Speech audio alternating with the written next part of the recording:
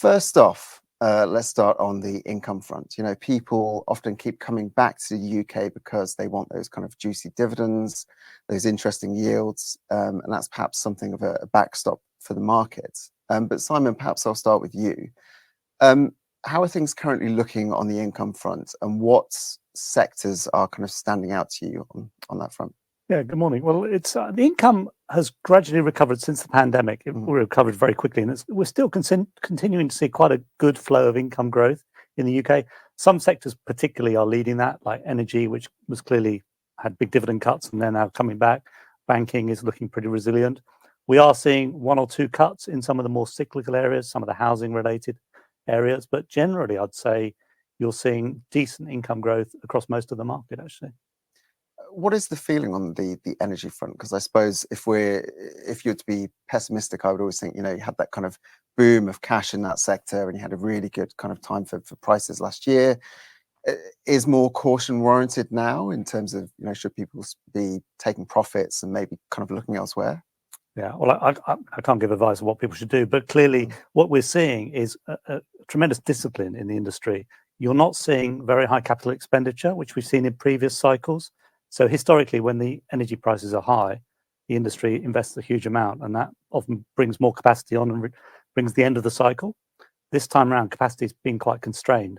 So supply is limited, demand's still rising. So in general, we're seeing quite a strong demand supply outlook for the companies, and they're making healthy cash flows. And also that's allowing them to fund transition investments into renewable power and other areas.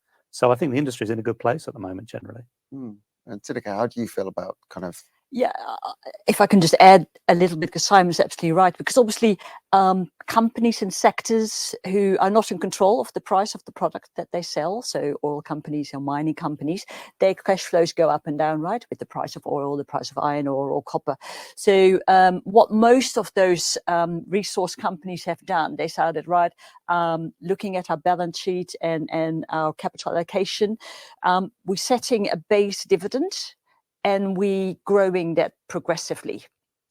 They're all doing that. So the large oil majors, they have a dividend growth policy. Anything in addition to that, they will return as a share buyback. So I think that's why we feel very confident about the dividend and the dividend growth. The prediction of how big the share buyback is, which is also a form of total shareholder return, will be much harder. But certainly at this stage, because the companies have worked very hard to get their balance sheet in good shape. Obviously now when we get 5% on our cash, all companies need to think, well, crikey, you know, we need to, get even more return out of our projects. This is extreme discipline. So that actually means that there's a lot of the cash flow they're generating that is coming back through either this base dividend that's growing and a chunky share buyback. I mean, we're talking about 10% total return, 4% roughly from dividends, 6% from share buyback. That's and they are trading really cheaply. So it's a very interesting sector from that point of view.